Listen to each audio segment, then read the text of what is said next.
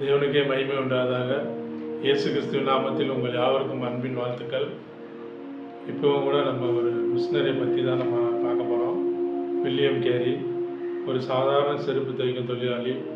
பின்னர் இந்தியாவில் ஒரு இந்திய வரலாற்றையே மாற்றின கிறிஸ்துவ மிஷினரியாக மாறினார். 40 ஆண்டுகளுக்கும் மேலாக இந்தியாவில் பணியாற்றி பல மொழிகளில் வேதாகமத்தை மொழிபெயர்த்தார். அந்த மனிதர் தான் வில்லியம் கேரி. 1761ஆம் ஆண்டு இங்கிலாந்தில் பிறந்தார் வில்லியம் கேரி. சிறு வயதிலிருந்தே கல்வி மொழிகளில் அதிக ஆர்வம் கொண்டிருந்தார். ஆனால் அவர் குடும்பம் ஏழ்மையாக இருந்ததால் இளம் வயதிலேயே செருப்பு தைக்கிற ஒரு வேலைக்கு தான் அவர் போனார்.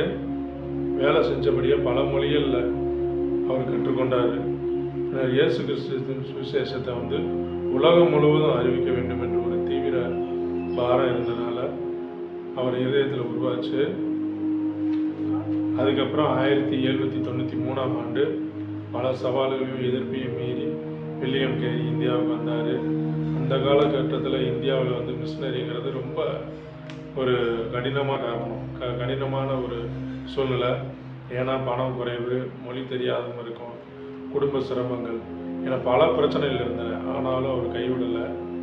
தேவனிடத்தில் பெரிய காரியங்களை எதிர்பாருங்கள், தேவனுக்காக பெரிய காரியங்களை முயற்சி செய்யுங்கள் அப்படின்ற ஒரு வார்த்தை தான் அவர் அதிகமாக யூஸ் பண்ணுறது. உலகம் முழுவதும் அந்த வார்த்தை ஃபேமஸ் ஆச்சு. தேவனிடத்தில் பெரிய காரியங்களை எதிர்பாருங்கள், தேவனுக்காக பெரிய காரியங்களை முயற்சி செய்யுங்கள். இந்தியாவில் அவர் செய்த பணிகள் ஏராளமானவை, ஆச்சரியமானவை.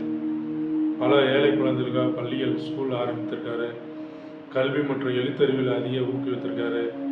அடுத்து வங்காளம், ஹிந்தி, மராத்தி, அஸ்ஸாமி உள்ளிட்ட பல மொழிகளில் வேதாகமத்தை அவர் மொழிபெயர்த்திருக்காரு.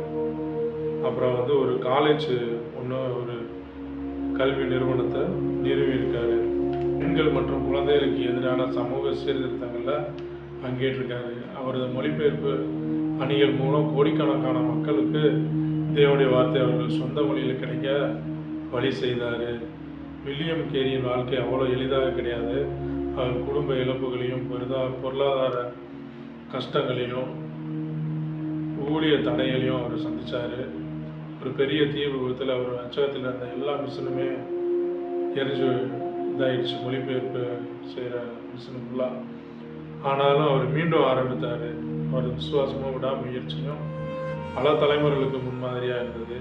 இன்று வில்லியம் கேரி அவர் நவீன மிஷினரி இயக்கத்தின் தந்தை அப்படின்னு அழைக்கப்படுறாரு. ஒரு சாதாரண செருப்பு தைக்கிற தொழிலாளி தேவனுடைய அழைப்புக்கு கீழ்ப்படிந்து உலக வரலாற்றில் இடம் பிடித்தார். நாம் சிறியவர்களாக இருந்தாலும் தேவன் நம்மை கொண்டு பெரிய காரியங்களை செய்வார்.